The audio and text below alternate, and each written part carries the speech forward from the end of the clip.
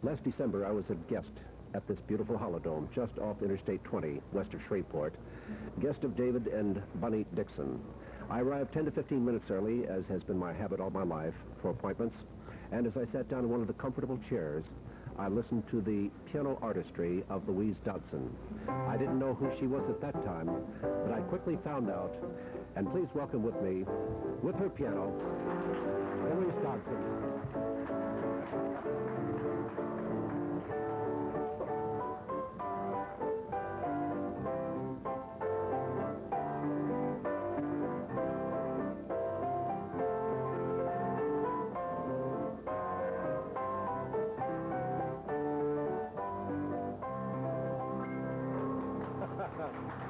Now you can take the hat off, Louise.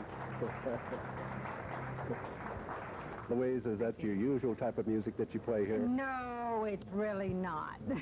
All right. Would you please give us an example of your true artistry?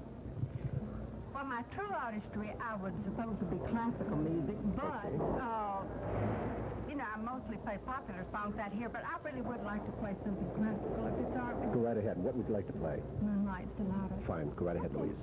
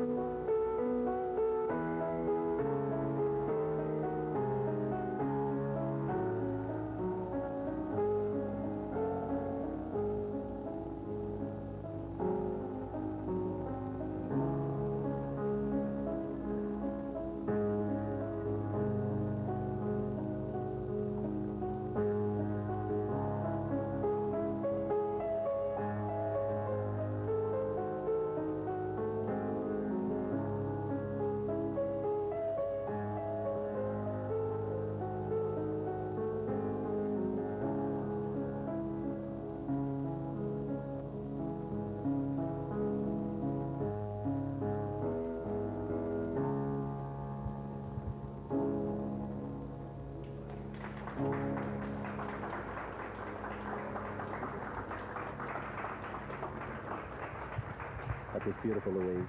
Thank you very much. What do you think Mr. Mozart had in mind when he composed that? In the first place, it was Mr. Beethoven. Oh, fine. Well, maybe he had a son by the name of Mozart. You probably did. What do you think he had in mind as he wrote that? I don't know. I think he was in love. All right. As I watched your fingers going over the keyboard, I was reminded of a surgeon friend of mine. I watched him sew a finger of a 2-year-old girl back on. Mm-hmm. And as I watched your fingers going over the keyboard, the thought that came to me was that artistry is not always done with a brush in the hand. No. But with the fingers themselves. That's true. I actually majored in organ. In organ? Yes, in college. And what college?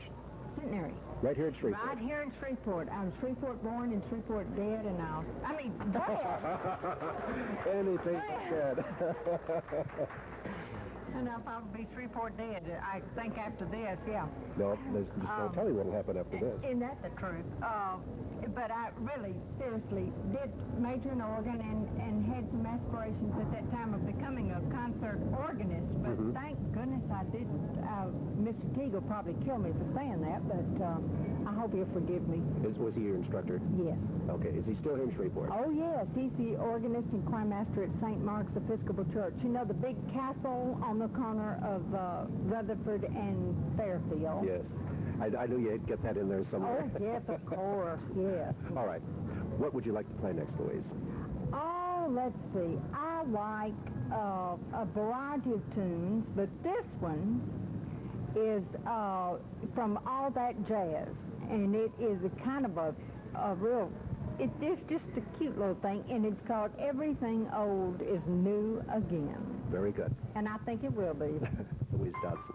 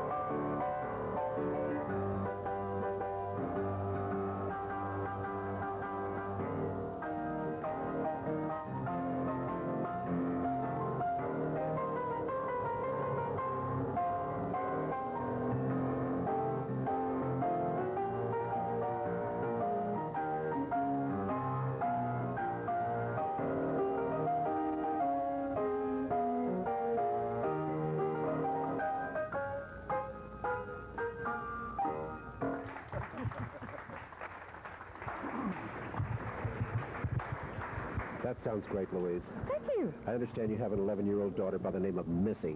Right. I certainly do. She likes to play baseball. She does indeed. In fact, I saw her get her first hit last Saturday when she played her first game. With me working the way I do out here, I never get to see her play, and it really, you know, it kind of gets me. But I got to see her last Saturday, and she was so cute. And she plays, what, center field, you said? Yes, she did. This time, you know, they switch her around. She's so good. You know, she takes after her mother. And I believe it after watching you play piano. if you see, you know, with the baseball hat, course. I do like baseball. And in fact, Phil Necro of the Atlanta Braves Yes. is 20 days older than I am. And I figure if anybody that age can get out there and still pitch, honey, he is all right. That makes him about, well, we're not going to get into that. We agreed on that. Well, I don't mind. I told you. Okay. That's not classified with me. Okay. What would you like to play now? Oh, let's see. I think a song that has really meant a lot to me that I thought was one of the prettiest songs that's been written lately. And it was done by Barbara Streisand and by, let's see, Barry Manilow, Johnny Mathis, Ronnie Aldridge. I mean, you know, a whole bunch of people have done it. The credentials are good. Yeah, aren't they, though? But when Barry came to town for his concert, I couldn't find the music to it anywhere, so I had to buy Barry's record and learn it, you know, from the record. And his staff stayed here in the hotel, and they heard me play it, and they said, boy, you play that just like Barry sings it. And I said, well, boy, you know, thank you, because I really, you know, Let me that was very nice. Let me ask you a question, Louise. Yeah. As you are playing something like the Moonlight Sonata, obviously you're playing without music. Yeah. Is this something you, how do you feel about this as you're playing? Is it from memory, by rote memorization, or do you feel it? What's the secret to your great talent here? It's a little bit of both. I play by memory, and I can listen to something and hear it and pick it up. Usually when you say a person plays by ear, that means that they've had no formal training, but I have. I've taken, you know, and have played for 36 years, so I believe that would put me out of the playing by ear stage. Yes. I play with my hands. But you have a total grasp of whatever request comes in. I've noticed, I've watched the people bring their request in, and I have yet to hear you deny and say, I don't know it. You know them all. You haven't been here. No, there's several I don't know, but I mean, I try. That's one of the things that I like about this job is that I can, you know, the people that request things, I like to do what they want me to play. After this next number, then we're going to talk about how you came to play here at the Holodome. Okay. Go right ahead. The name of this song, despite the fact that some people think it might be called Midnight, or Touch Me, or whatever, it's called Memory, and it's from the Broadway show Cats.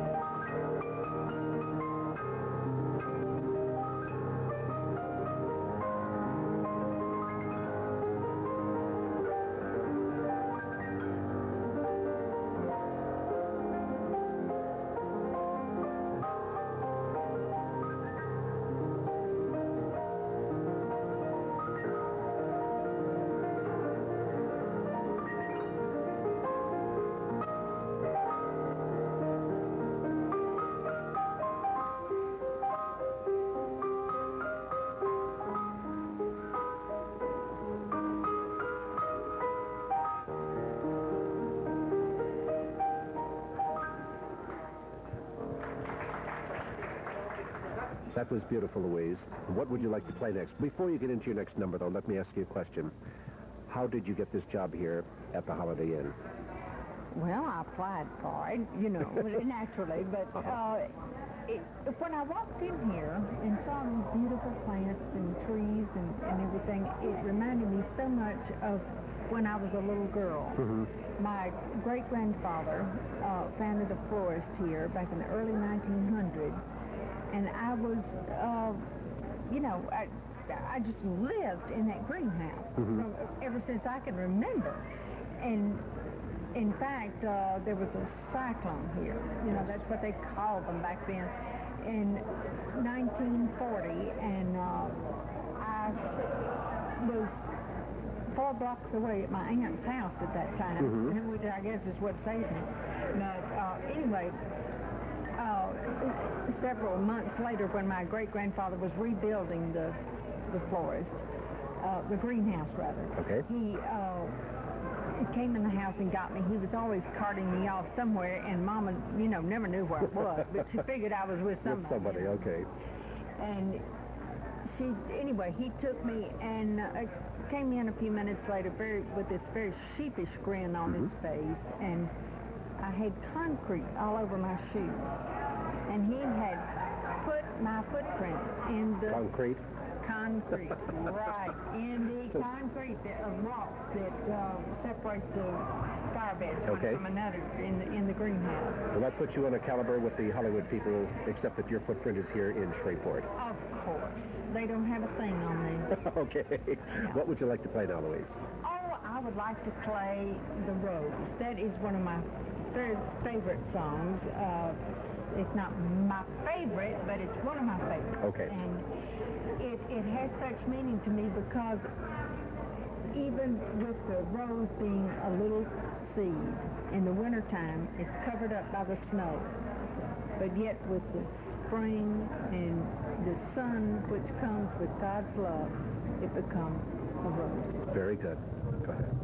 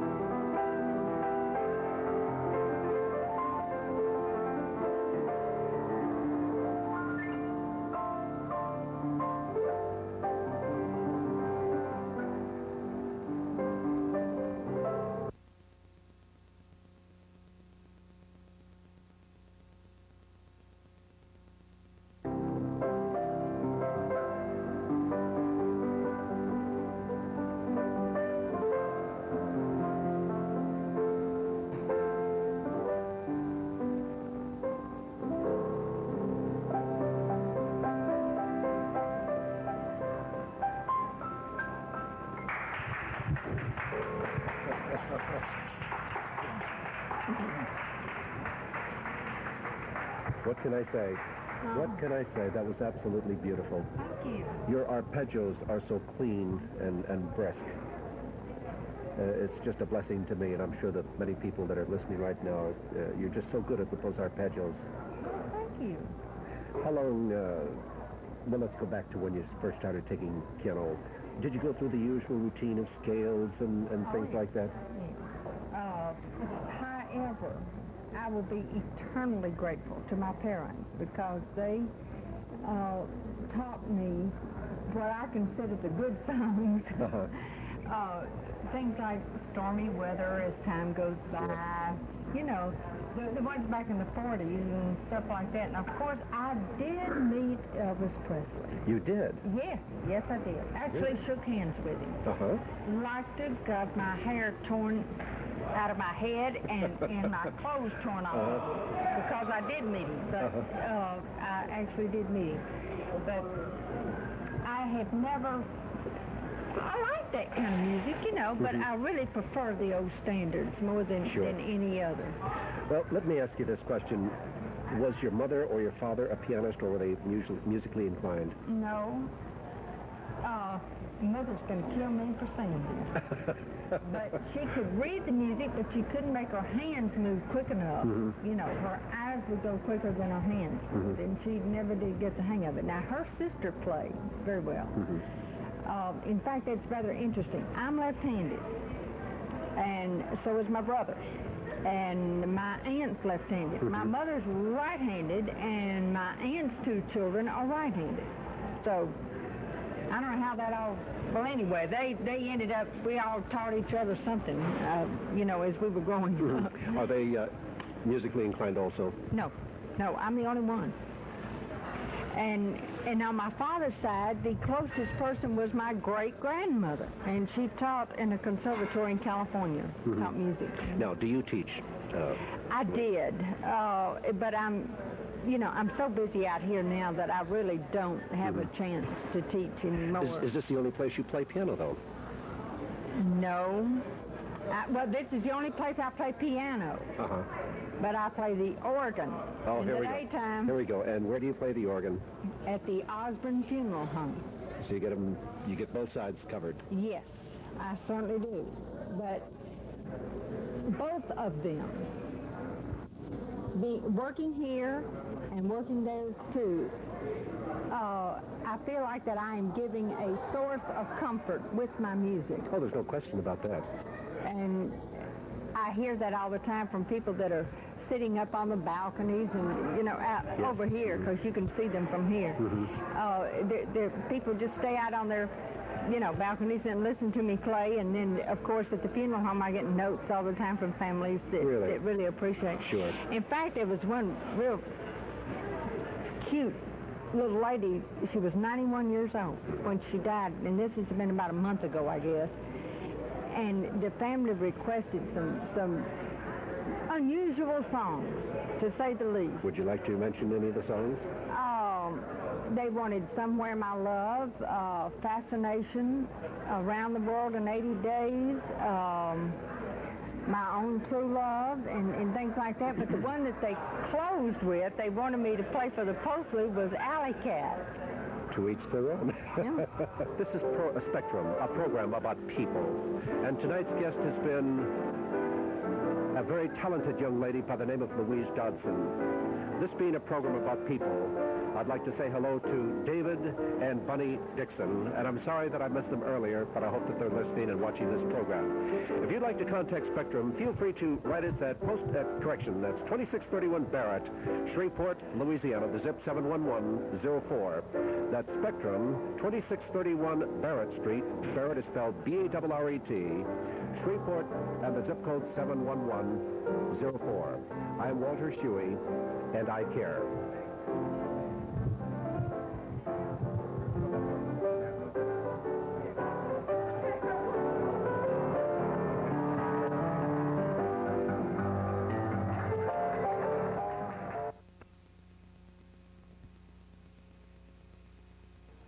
How does the United Way work for you? Remember the Bossier tornado? Who was there with food and clothing? The Red Cross and...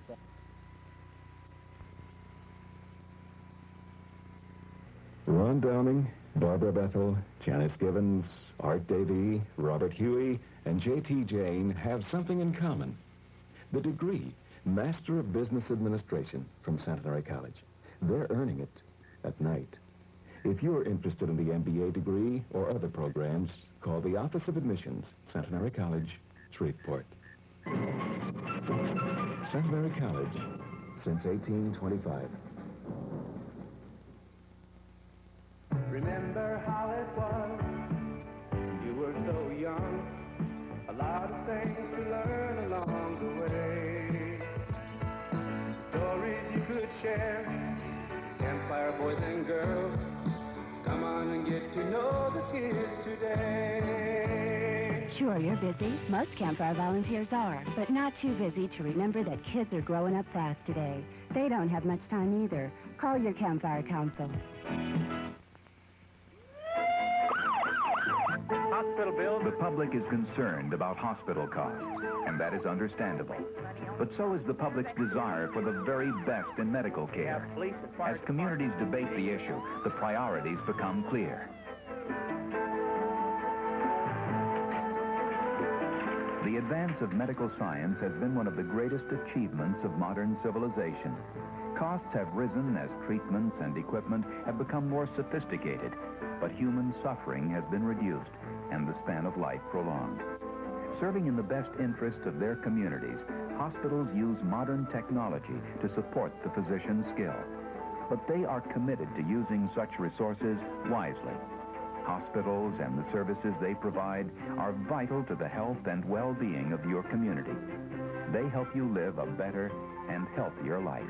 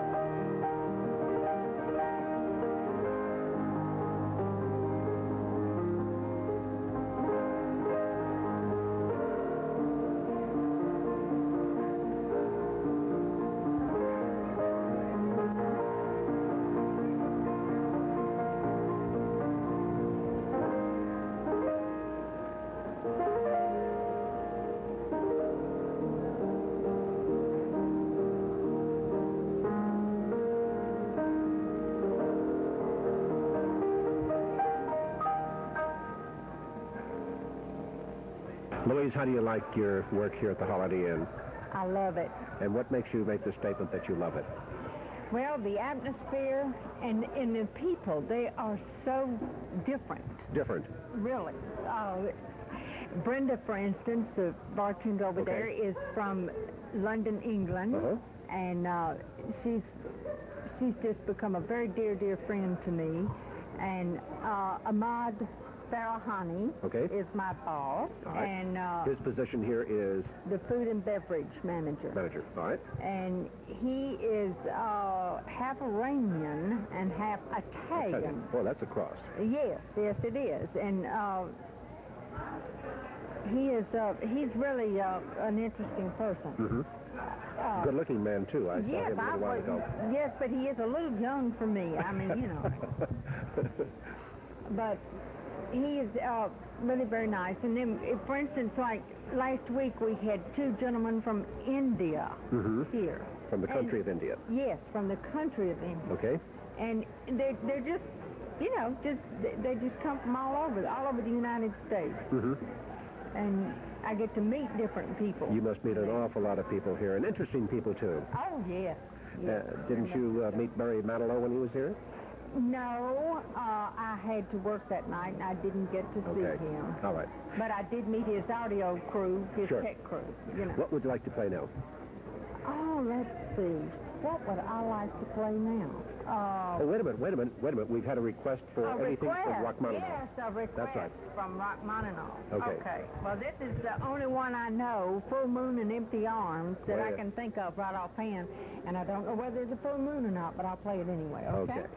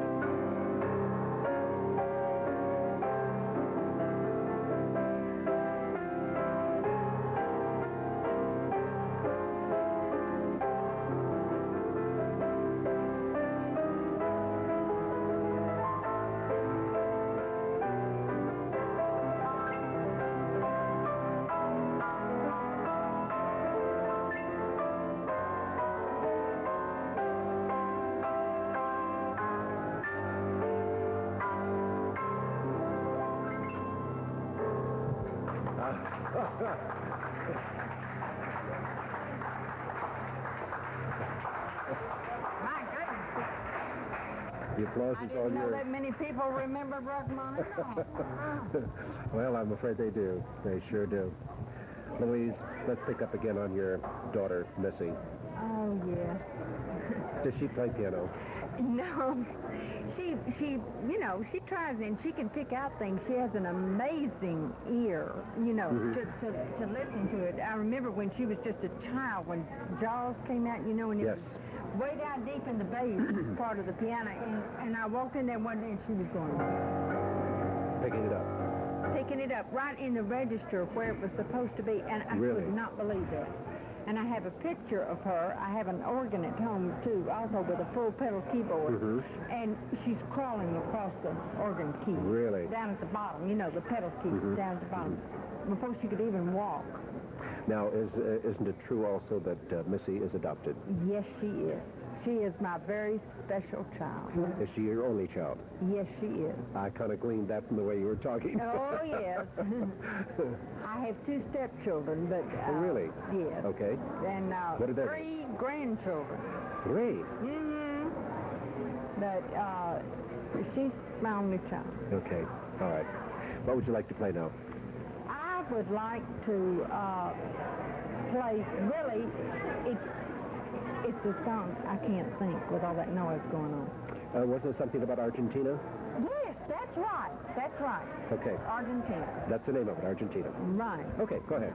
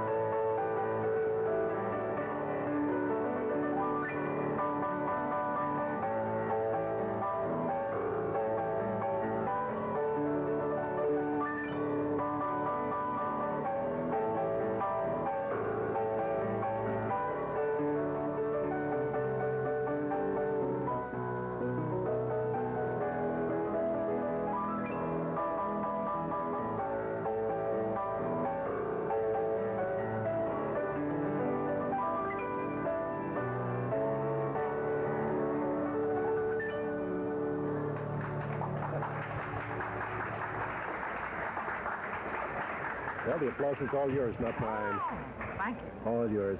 I would like to play one for my, he's not only my boss, he's the owner of this place, Mr. Herman Beebe. Beebe, yes, of course. I mustn't leave him out. He's obviously off my paycheck. I'll have to talk to David about that. Oh, all right.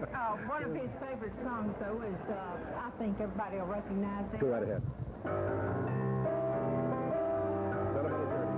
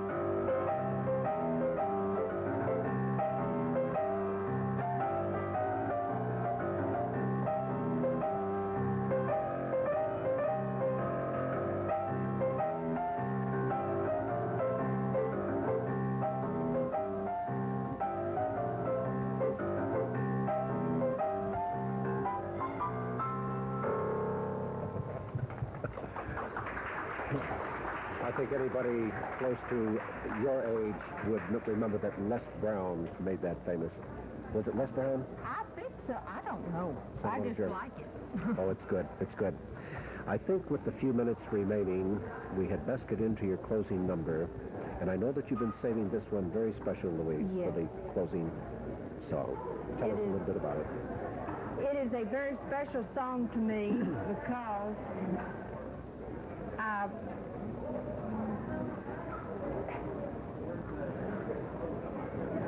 I don't know quite what to think about all the ping pong stuff down That's there. all right. I'm sorry. That's all right.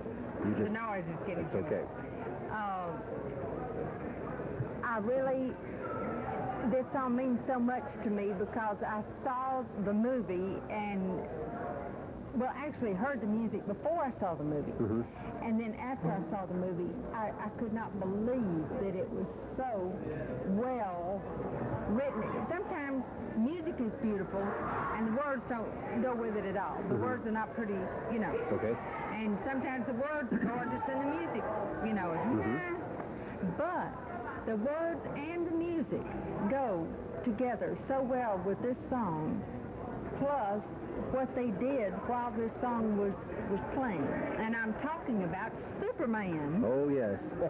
When they flew together in the air.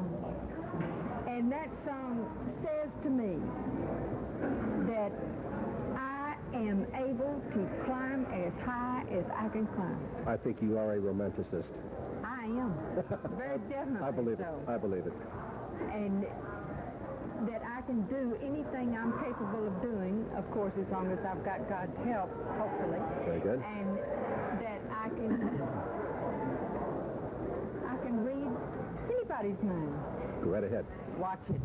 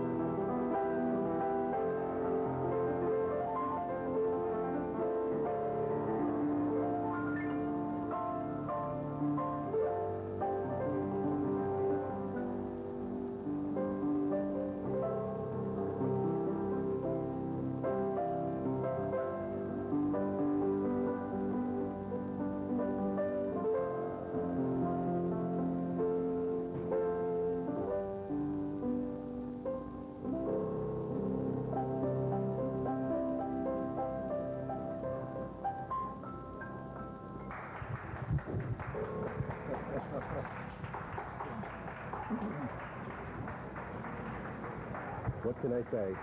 What can I say? That was absolutely beautiful. Thank you. Your arpeggios are so clean and brisk.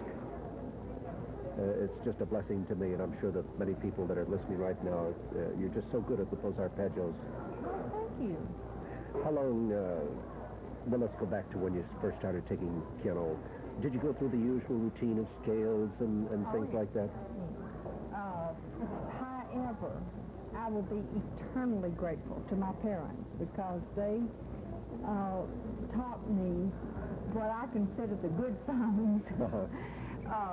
Things like stormy weather as time goes by, you know, the ones back in the 40s and stuff like that. And of course, I did meet Elvis Presley. You did? Yes, I did. Actually shook hands with him. Liked to got my hair torn out of my head and my clothes torn off because I did meet him. But I actually did meet him. But I have never... I like that kind of music, you know, but I really prefer the old standards more than any other. Well, let me ask you this question. Was your mother or your father a pianist, or were they musically inclined? No. Mother's going to kill me for saying this. But she could read the music, but she couldn't make her hands move quick enough. You know, her eyes would go quicker than her hands. And she never did get the hang of it. Now, her sister played very well. In fact, it's rather interesting. I'm left-handed, and so is my brother. And my aunt's left-handed. My mother's right-handed, and my aunt's two children are right-handed. So I don't know how that all... Well, anyway, they ended up... We all taught each other something.